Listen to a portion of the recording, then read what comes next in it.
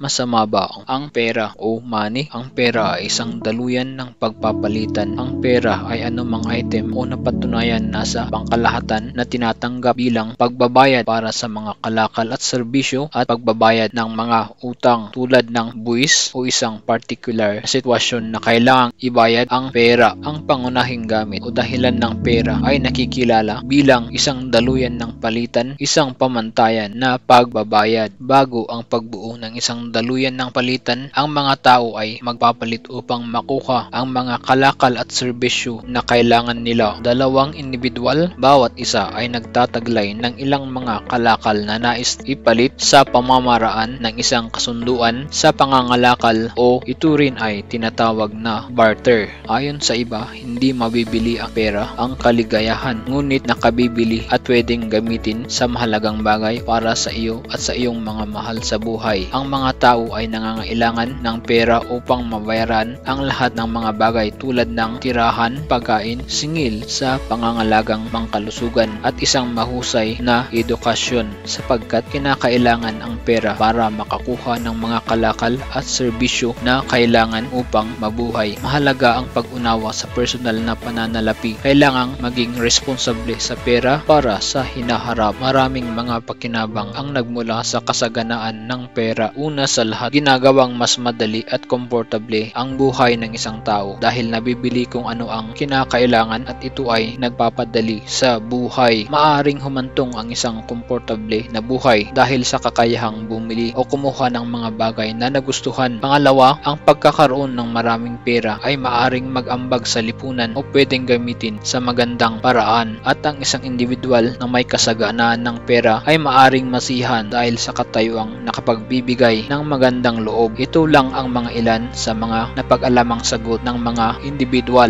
Ginagamit ang pera sa mga sitwasyon na hindi inaasahan. Sa makatuwid, kapag nangyari ito, ang mga kinakailangang pundo ay karaniwang hindi bahagi ng regular na budget. Ang naipon ay maaring makatulong sa pagpapagaan ng sitwasyon. Halimbawa, ang pasyente ay makakatanggap kaagad ng kinakailangang panggamot at iba pang mga kailangang gawin na kaagad na maaring punduhan kagaya sa agarang pag-ayos ng bahay at o pag-aayos ng bagay-bagay na kinakailangan. Mga unang gastusin sa biglaang pagkawala ng trabaho. Karaniwan ng traumatiko at pagkawala ng trabaho, maaari itong iwan ang isang pamilya sa isang malaking krisis. Ang paggamit ng pera ay maaring maging isang mahusay na pangginhawa sa oras na ito dahil sa biglaang pagkawala ng kita. Kadalasan napakahirap ang hiram ng pera pag nawalan ng trabaho. Kapag nakaipon naman ng pera, ito ay nagbibigay kapayapaan ng isip o mayroong kaginhawaan at agad namang magagamit kung may anumang hindi inaasahang gastos. Ang ilang tao naman ay nagsasabi na ang pera ay maaring gawing mas madali ang buhay at mas komportable. Ngunit sinasabi ng iba na ang pagkakaroon ng maraming pera ay maaring magdala ng ilan sa mga problema. Ang kumikita ng sahod ay dapat kumita ng pera upang manatiling buhay. Tinatawag itong kumikita sa mga katayuan ng lipunan. Kung ang isang tao ay walang sahod, pwedeng nakaharap siya sa literal na gutom at kamatayan. Ang salapi ay naging kapalit ng mga supply sa pagkain at damit at iba pang mga kinakailangan. Sa kabilang banda, ang tukso sa pagkakaroon ng napakaraming pera ay hindi rin maiiwasan minsan. Di nagtagal, higit na nakalimutan ang dahilan kung bakit sila ay nag-iipon ng napakaraming yaman. Ang paghahanap ng pera ay naging prioridad kaysa sa sarili, naging isang simbolo ng katayuan at naging isang sukat ng mga nakamit at estado. Ang tanong, magkano ang halaga niya? Halos palaging tumutukoy sa pera, nakalimutan ang ibang mga gawain. Ang pera ay parang nakapagbibigay ng napakalaking kapangyarihan at maaring magamit ang kanyang pera upang makontrol at mangibabaw sa ibang tao. Napakahalaga ang pera at nagiging masama kung natuturuan ng magsinungaling, manloko, manirang puri at papatay upang makakuha nito. Ang pag-ibig sa pera ay nagiging seryoso o isa ng idolatry. Ito ang dahilan kung bakit sinasabi ng Biblia ang pag-ibig sa salapi ay ugat ng lahat ng uri ng kasamaan. Ang pera ay hindi ugat ng lahat ng kasamaan. Sinasabi ng Biblia ang pag-ibig sa salapi ay ugat ng lahat ng uri ng kasamaan, kung saan ang ilan ay naligaw mula sa pananampalataya sa kanilang kasakiman at tinusok ang kanilang mga sarili sa maraming kalungkutan. Mas madali madalas, ang isang negatibong epekto ay maaring baguhin ang pag-uugali ng tao. Maari nitong ipagyabang at ang tao ay maaring maging isang hindi kanais-nais na individual. At ang nakakatakot ay kung ang isang tao ay maaring gumamit ng hindi patas na paraan upang kumita ng mas maraming pera. At ang kasaganaan ng pera ay maaring maging sanhi sa paggawa ng maraming masasamang gawain o mabuting